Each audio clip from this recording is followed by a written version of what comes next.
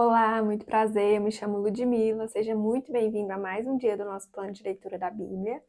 Hoje nós estamos no dia 351 e faremos a leitura dos capítulos 5, 6 e 7 do livro de Hebreus. Então vamos lá, capítulo 5. Todo sumo sacerdote é escolhido dentre os homens e designado para representá-los em questões relacionadas com Deus e apresentar ofertas e sacrifícios pelos pecados. Ele é capaz de se compadecer dos que não têm conhecimento e se desviam, visto que ele próprio está sujeito à fraqueza. Por isso, ele precisa oferecer sacrifícios por seus próprios pecados, bem como pelos pecados do povo. Ninguém toma essa honra para si mesmo, mas deve ser chamado por Deus, como de fato o foi Arão. Da mesma forma, Cristo não tomou para si a glória de se tornar sumo sacerdote, mas Deus lhe disse: Tu és meu filho, eu hoje te gerei. E diz no outro lugar: Tu és sacerdote para sempre, segundo a ordem de Melquisedeque. Durante os seus dias de vida na terra, Jesus ofereceu orações e súplicas em alta voz e com lágrimas, àquele que o podia salvar da morte, sendo ouvido por causa da sua reverente submissão. Embora sendo filho, ele aprendeu a obedecer por meio daquilo que sofreu, e uma vez aperfeiçoado, tornou-se a fonte de salvação eterna para todos os que lhe obedecem, sendo designado por Deus sumo sacerdote, segundo a ordem de Melquisedeque. A advertência contra a apostasia. Quanto a isso, temos muito o que dizer, coisas difíceis de explicar, porque vocês se tornaram lentos para aprender. Embora a essa altura já devessem ser mestres, precisam de alguém que ensine a vocês novamente os princípios elementares da palavra de Deus. Estão precisando de leite e não de alimento sólido. Quem se alimenta de leite ainda é criança e não tem experiência no ensino da justiça, mas o alimento sólido é para os adultos, os quais, pelo exercício constante, tornaram-se aptos para discernir tanto o bem quanto o mal. Capítulo 6. Portanto, deixemos os ensinos elementares a respeito de Cristo e avancemos para a maturidade, sem lançar novamente o fundamento do arrependimento, de atos que conduziram à morte, da fé em Deus, da instrução a respeito de batismos, da imposição de mãos, da ressurreição dos mortos e do juízo eterno. Assim faremos, se Deus o permitir. Ora, para aqueles que uma vez foram iluminados, provaram um dom celestial, tornaram-se participantes do Espírito Santo, experimentaram a bondade da palavra de Deus e os poderes da era que há de vir. Mas caíram, é impossível que sejam reconduzidos ao arrependimento, pois para si mesmos estão crucificando de novo o Filho de Deus, sujeitando-o à desonra pública. Pois a terra que absorve a chuva que cai frequentemente e dá colheita proveitosa àqueles que a cultivam, recebe a bênção de Deus. Mas a terra que produz espinhos e ervas daninhas é inútil e logo será amaldiçoada. Seu fim é ser queimada. Amados, mesmo falando dessa forma, estamos convictos de coisas melhores em relação a vocês, coisas próprias da salvação. Deus não é injusto, ele não se esquecerá do trabalho de vocês e do amor que demonstraram por ele, pois ajudaram os santos e continuam a ajudá-los. Queremos que cada um de vocês mostre essa mesma prontidão até o fim, para que tenham a plena certeza da esperança, de modo que vocês não se tornem negligentes, mas imitem aqueles que, por meio da fé e da paciência, recebem a herança prometida, a certeza da promessa de Deus. Quando Deus fez a sua promessa a Abraão, por não haver ninguém superior por quem jurar, jurou por si mesmo, dizendo: Esteja certo de que o abençoarei, e farei numerosos os seus descendentes.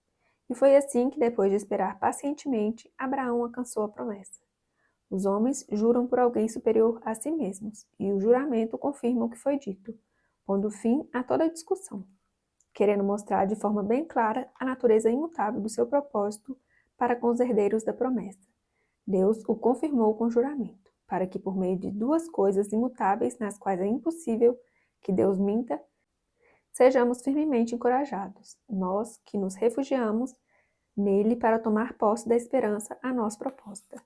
Temos essa esperança como âncora da alma, firme e segura, a qual adentra o santuário interior, por trás do véu, onde Jesus, que nos precedeu, entrou em nosso lugar, tornando-se sumo sacerdote para sempre, segundo a ordem de Melquisedeque. Capítulo 7. O sacerdote Melquisedeque.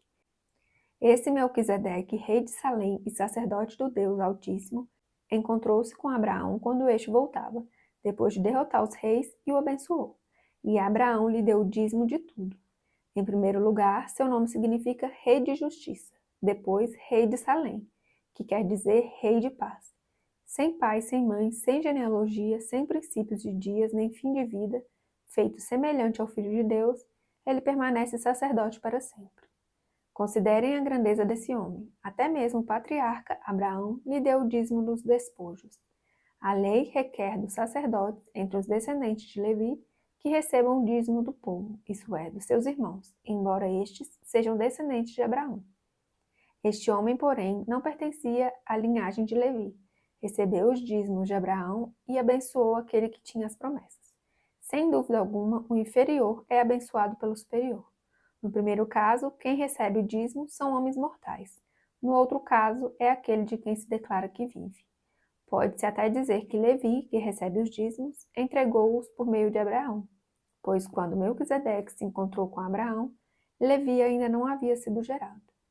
Jesus é semelhante a Melquisedeque.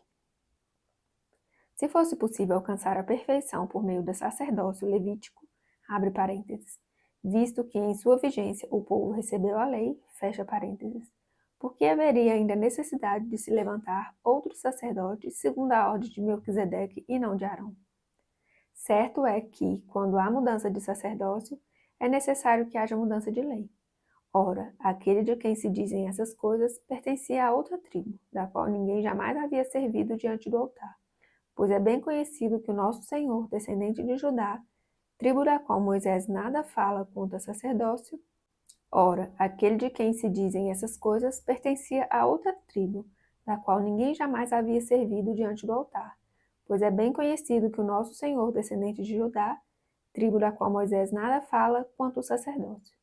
O que acabamos de dizer fica ainda mais claro quando aparece outro sacerdote semelhante a Melquisedeque, alguém que se tornou sacerdote não por regras relativas à linhagem, mas segundo o poder de uma vida indestrutível, porquanto sobre ele é afirmado: tu és sacerdote para sempre, segundo a ordem de Melquisedeque. A ordenança anterior é revogada, porque era fraca e inútil, abre parênteses, pois a lei não havia aperfeiçoado coisa alguma, fecha parênteses, sendo introduzida uma esperança superior, pela qual nos aproximamos de Deus. E isso não aconteceu sem juramento. Outros se tornaram sacerdotes sem qualquer juramento. Mas ele se tornou sacerdote com juramento, quando Deus lhe disse: o Senhor jurou e não se arrependerá. Tu és sacerdote para sempre. Jesus tornou-se por isso mesmo a garantia de uma aliança superior. Ora, daqueles sacerdotes tem havido muitos, porque a morte os impede de continuar em seu ofício. Mas visto que vive para sempre, Jesus tem um sacerdócio permanente.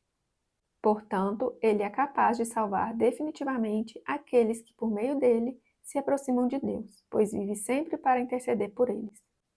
É de um sumo sacerdote como esse que precisávamos, santo, inculpável, puro, separado dos pecadores, exaltado acima dos céus. Ao contrário dos outros sumos sacerdotes, ele não tem necessidade de oferecer sacrifícios dia após dia, primeiro por seus próprios pecados e depois pelos pecados do povo. E ele o fez uma vez por todas, quando a si mesmo se ofereceu, pois a lei constituiu sumos sacerdotes a homens que têm fraquezas, mas o juramento, que veio depois da lei, constituiu o Filho perfeito para sempre. Finalizamos então a leitura do dia. Muito obrigada pela sua companhia. Fique com Deus e até amanhã. Tchau, tchau.